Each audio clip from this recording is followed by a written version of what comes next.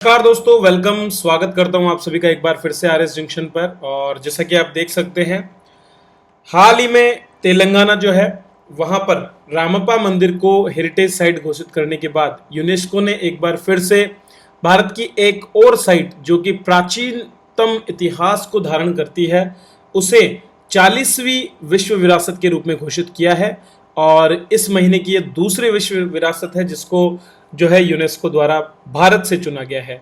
तो प्राचीन धोलावीरा जो कि गुजरात में एक एंशियंट हड़प्पा कालीन साइट है, उसे विश्व विरासत के रूप में घोषित किया गया है।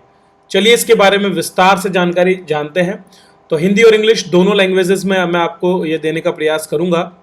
तो जैसा कि आप देख सकते हैं, गुजरात के हड़प्पा काल के शहर धोलावीरा को यूनेस्को की विश्व धरोहर सूची में शामिल किया गया है। ठीक है, तो गुजरात में ये हड़प्पा काल का शहर है। वैसे तो गुजरात में और भी बहुत से शहर हैं जिनमें रंगपुर और लोथल जैसे शहरों का नाम भी प्रसिद्ध है, लेकिन धोलावीरा अपने आप में एक अलग ही खासियत रखता है। यूनेस्को की विश्व धरोहर समिति के 44वें सत्र में भारत को तेलंगाना में रुद्रेश्वर मंदिर के रूप में एक नया विश्व धरोहर पहले मिला था। और अब जो है, अब हमें एक और शहर के रूप में, एक और प्राचीन शहर के रूप में धोलावीरा जो है उसको भी इस रूप में चुन लिया गया है। गुजरात में इससे पूर्व 3 विश्व धरोहर स्थल थे जिनमें पावागढ़ के निकट चंपानेर, पाटन में रानी की वाव और ऐतिहासिक शहर अहमदाबाद शामिल हैं, लेकिन अब इनकी संख्या 4 हो गई है। तो दोस्तों, ये है वो साइट जिसकी हम बात कर रहे हैं। टोटली पत्थरों से बना हुआ ये एक ऐसा शहर है जो अपने जल संरक्षण के लिए जाना जाता है। धोलावीरा पश्चिमी भारत में गुजरात राज्य में कच्छ जिले के भचाऊ तालुका में खादिरबेट में एक पुरातात्विक स्थल है।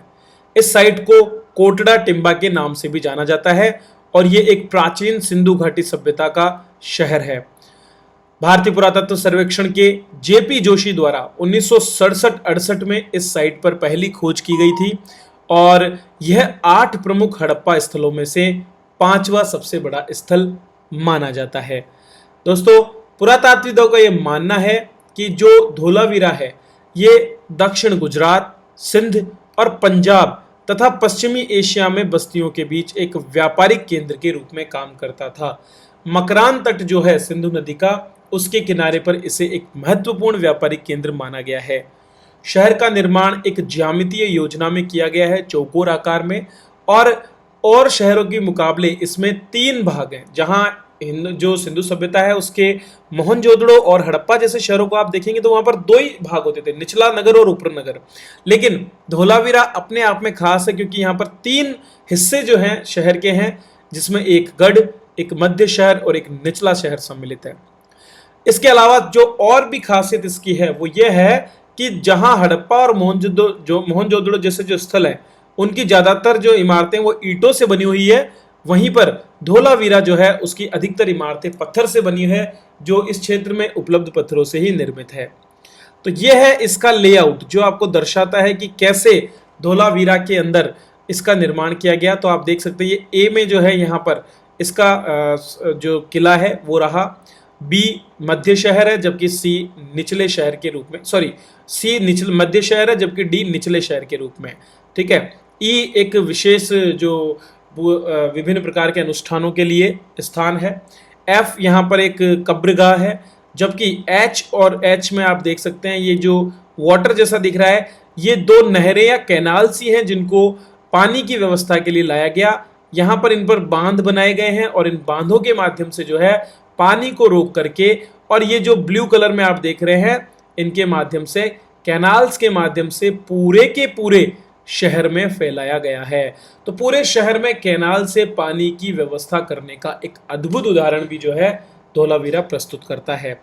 पानी के संरक्षण, संचयन और भंडारण के लिए धोलावीरा के हड़प्पा वासियों की कुशल प्रणाली 3वीं सहस्राब्दी ईसा पूर्व में प्रयोग होने वाली हाइड्रोलिक इंजीनियरिंग को दर्शाती है।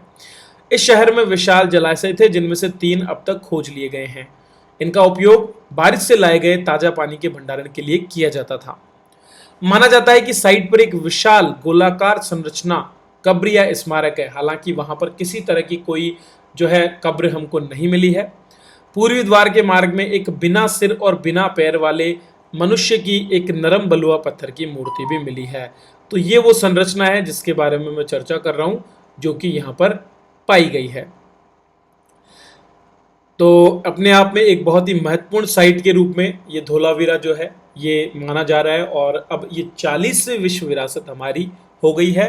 इसी के साथ हमारे यहाँ जो विश्व विरासत है उनकी संख्या अब 32, इसके बाद में 7 और 1, कुल सांस्कृतिक विरासतों की संख्या 32 हो गई है। 7 जो है आपकी प्राकृतिक विरासत है और एक मिश्रित विरासत है। इनकी लिस्ट मैंने आपको पहले भी दे दी है। तो बस दोस्तों, यही है कुछ करंट अफेयर्स इंपॉर्टेंट जो कि मैं आप तक लाता रहता हूँ। इसी तरह जुड़े रहिए मेरे साथ और देखते रहिए हमारे सभी वीडियोस। आरएस जंक्शन ऐप आज ही डाउनलोड करें ताकि आरएस की तैयारी में आपके 4 चांद लग सके। वीडियो देखने के लिए आप सभी का बहुत बहुत धन्यवाद।